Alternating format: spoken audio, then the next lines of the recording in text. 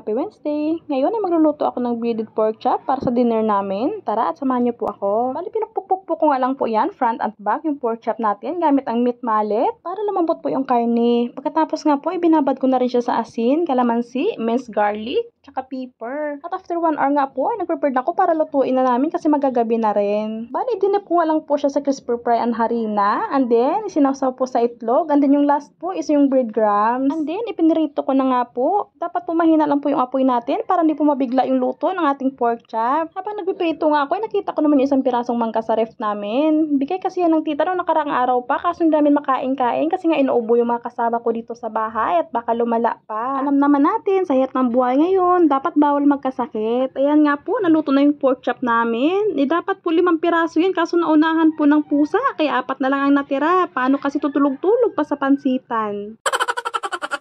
At yung kinayod ko nga na mangga kanina, inilagyan ko lang ng isang latang condense para may juice tayo kasi wala naman tayong sabaw. At dito na nga kami kumain sa lapag. At sabi ko nga sa inyo, habang kami kumakain, nanonood ng TV, kaya ang tagal-tagal talaga matapos. Masarap talaga sa pakiramdam kapag sama-sama kayong kumain. Kahit simple lang yung ulam nyo, kahit tuyo man yan, basta sabay-sabay kayo kumain ay napakasaya na. O siya, that's it for today's video. Kain po tayo mga mamis!